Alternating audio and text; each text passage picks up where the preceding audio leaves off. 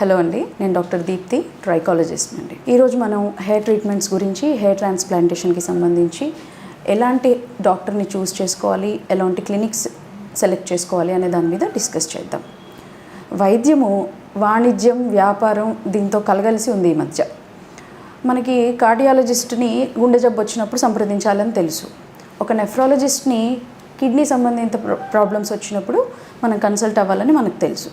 మరి hair transplantation కావాలి, బట్టతల ఉంది అన్నప్పుడు మనం ఏ డాక్టర్ని కన్సల్ట్ చేయాలి, సరైన అవగాహన ఎలా కల్పించుకోవాలి, ఇప్పుడు కాస్మెటాలజీ ట్రీట్మెంటా లేక ఇది చర్మానికి సంబంధించిన ట్రీట్మెంటా ఏంటి అనేది సరైన అవగాహన ఒక లేమన్కి లేదు.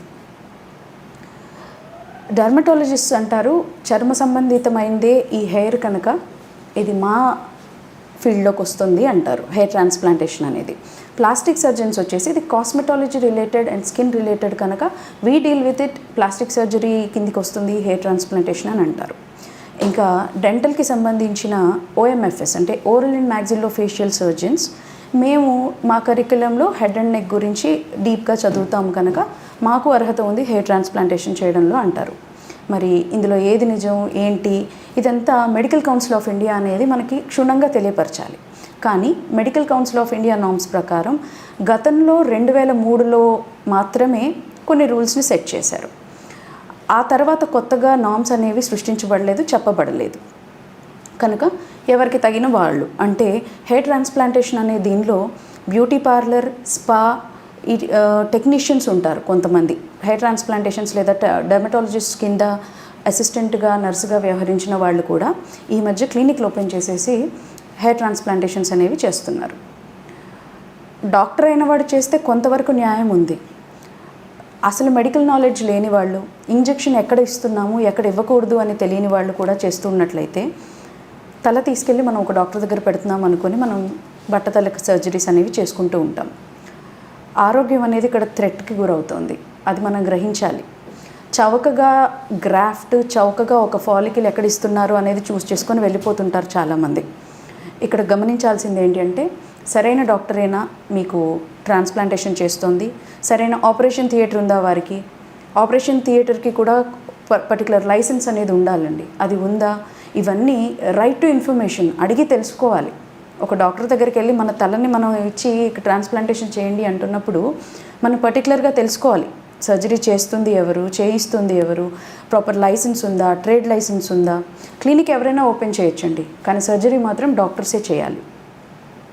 ముఖ్యంగా dermatologist, plastic surgeons, oral and maxillofacial surgeons కనుక ట్రాన్స్ప్లాంటేషన్ని టేకప్ చేసినట్లయితే యువర్ అండర్ సేఫ్ హ్యాండ్స్ అని గమనించాలి. మరి ఎలా తెలుసుకోవాలి సరైన డాక్టర్ దగ్గర ఉన్నామా లేమా, కమర్షియల్గా ఆలోచిస్తున్నారా మనం వెళ్ళిన డాక్టర్స్ అనేది మనం ఎలా తెలుసుకోవాలి అనేది ఇప్పుడు డిస్కస్ చేద్దాం.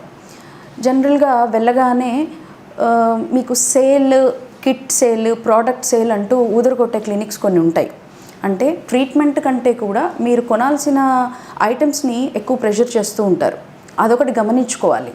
మీరు క్వశ్చన్ చేయాలి, క్రాస్ క్వశ్చన్ చేయండి డాక్టర్ని. ఆ డాక్టర్కి క్షుణ్ణంగా అవగాహన ఉందా, సరైన నాలెడ్జ్ ఉందా, వాళ్ళు మాట్లాడుతున్న దాని గురించి అనేది మీరు గట్టిగా క్రాస్ క్వశ్చన్ చేస్తూ వెళ్ళాలి.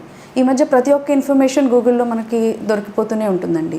డాక్టర్ దగ్గరికి వెళ్ళే ముందు మినిమం నాలెడ్జ్తో వెళ్ళినప్పుడు మనం వాళ్ళని ప్రశ్నించగలం. మీకున్న క్వశ్చన్స్ అన్నీ వాళ్ళు సరిగ్గా ఆన్సర్ చేస్తున్నారా అనేది ముందుగా తెలుసుకోవాలి. అడిగి చూడండి, కరెక్ట్ అయిన పద్ధతిగా చెప్తున్నారా లేదా సేల్ మీద కాన్సన్ట్రేట్ చేస్తున్నారా. టార్గెట్స్ అనేవి ఉంటాయి, ప్రతి క్లినిక్కి టార్గెట్స్ అనేవి ఉంటాయి. కొంతవరకు వ్యాపారపరంగా ఆలోచించడం పర్వాలేదు, కానీ అదే పనిగా వ్యాపారము, వాణిజ్యమే పెద్ద పనిగా పెట్టుకొని వైద్యం చేసేవాళ్ళని మీరు నమ్మకూడదు. మనకి తెలుస్తూనే ఉంటుంది ఎలా ఉంటుంది అనేది, తెలిసి మనం డబ్బులు కట్టేస్తూ ఉంటాము. అలాంటిది కొంచెం జాగ్రత్తగా అబ్జర్వ్ చేస్తూ ఉండాలి. నిజమైన డాక్టర్లు మిమ్మల్ని ఈ ప్రోడక్ట్స్ కొనండి, ఇదే ట్రీట్మెంట్ తీసుకోండి, ఈ ట్రీట్మెంట్కి ముందు పలానా ట్రీట్మెంటే ఖచ్చితంగా తీసుకోవాలి, దీనికి డబ్బులు కట్టకపోతే మీకు ఇది చేయము అని అనరండి. నకిలీ డాక్టర్లు మాత్రమే ఇలా మిమ్మల్ని ప్రోత్సహిస్తూ ఉంటారు. ప్రకటనలు చూసి తక్కువ చౌకగా వస్తుంది అనేసి వెళ్ళిపోకూడదు. ముందు ఆరా తీయండి. ఎలాగూ లేట్ చేసే కనుకనే మనకి బట్టతల అనేది ఈరోజు వచ్చింది అనుకుందాం. ఇంకొంచెం లేట్ అవుతుంది, ఒక 4 క్లినిక్స్ తిరిగి ఎవరు జెన్యూన్గా మీకు చెప్పగలరు అని మీకు ట్రస్ట్ ఫ్యాక్టర్ డెవలప్ అవుతుందో వాళ్ళ దగ్గర మాత్రమే మీరు వెళ్ళి కన్సల్టేషన్కి వెళ్ళి ట్రాన్స్ప్లాంటేషన్కి డబ్బు అనేది పే చేయండి. అలాగే నిజమైన డాక్టర్లు బాధ్యతాయుతంగా ప్రవర్తిస్తారు. ఎందుకంటే వాళ్ళ లైసెన్స్ అనేది గవర్నమెంట్ దగ్గర ఉంటుంది. ఒళ్ళు దగ్గర పెట్టుకొని పని చేయడంలో నిజమైన డాక్టర్లు ముందుంటారు. ఎందుకంటే వాళ్ళ లైసెన్స్ క్యాన్సిల్ చేసే ఛాన్సెస్ ఉంటాయి. ఏదైనా ప్రాణహాని కలిగినా ఏం చేయాలి, ఎమర్జెన్సీగా ఎలాంటి యాక్షన్ తీసుకోవాలి, ఎమర్జెన్సీ డ్రగ్ ఏంటి అనేది నిజమైన డాక్టర్లకి తెలిసి ఉంటుంది. కనుక నిజమైన డాక్టర్లు ఎవరు, నకిలీ డాక్టర్లు ఎవరు, ప్రకటనలతో మోసం చేస్తుంది ఎవరు అనేది గ్రహించాల్సిన బాధ్యత మీ మీదే ఉంది.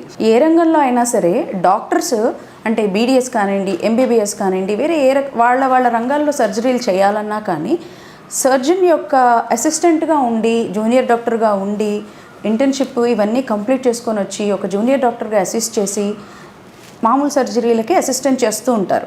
అలాంటిది హెయిర్ ట్రాన్స్ప్లాంటేషన్ విషయంలో మాత్రం ఎవరు పడితే వాళ్ళు అంటే టెక్నీషియన్స్గా ఆఫీస్ బాయ్లుగా ఉండి ట్రాన్స్ప్లాంటేషన్ చూసి నేర్చుకున్న వాళ్ళు కూడా ప్రతి సందులో ప్రతి గల్లీలో క్లినిక్స్ ఓపెన్ చేసేసి వాళ్ళే కూర్చుని ట్రాన్స్ప్లాంటేషన్స్ చేసేస్తున్నారు.